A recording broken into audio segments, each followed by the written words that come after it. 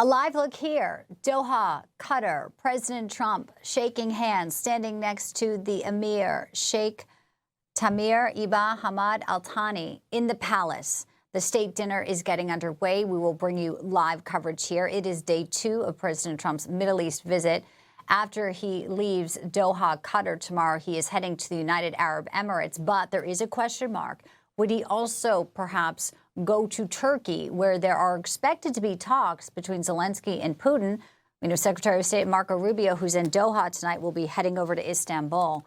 So far, the question is whether or not Putin will be there. But right now, the focus is on President Trump inking a major deal in Doha, Qatar, with Qatar Airways purchasing planes from Boeing worth about $200 billion. When he speaks, we will take you there.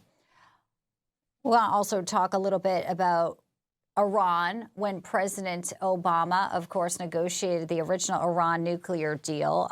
They never submitted it to Congress. Today, as President Trump's aides attempt to forge a new deal, Republicans in the House and Senate are giving the White House an earful about its contents. Senior Washington correspondent James Rosen reports on this. As President Trump embarked on his trip to the Persian Gulf Monday, U.S. and Iranian negotiators were preparing for a 5th round of nuclear talks. I think they understand that I mean business, and I think they're being very reasonable thus far. The effort to prevent Tehran from taking the final steps it needs to develop nuclear weapons appears to be entering a new and tougher phase. We have, to a large extent, moved away from general discussion and gotten into more detailed matters. Naturally, this makes the negotiation even more difficult.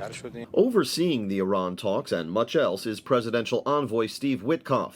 While a newcomer to international diplomacy, Witkoff has the president's ear. Steve knew very little about the subject matter. Who does? But he learned it in about 2 hours. And the envoy receives no shortage of advice from outside sources. 3 decades of experience. At a Capitol Hill news conference where the group united against a nuclear Iran showed off one of the regime's Shahed 136 drones, recovered from Ukraine and smuggled to the U.S. via Poland. Lawmakers and experts weighed in on what should and should not be in any final nuclear deal. Republicans will keep maximum pressure on Iran, by the way, until we see full and permanent nuclear disarmament. Nothing less will do. Personally, I don't think the Ayatollah needs uranium for any kind of energy production. And any sanctions relief that would go to the government of Iran would fund that machinery to further oppress the people of Iran. Contrary to Senator Cruz's demand that any final deal must strip Iran of its uranium enrichment capabilities, Tehran's top negotiator drew a red line around that condition after the end of the last round of talks in Oman on Sunday, saying the principle of enrichment itself is not even negotiable.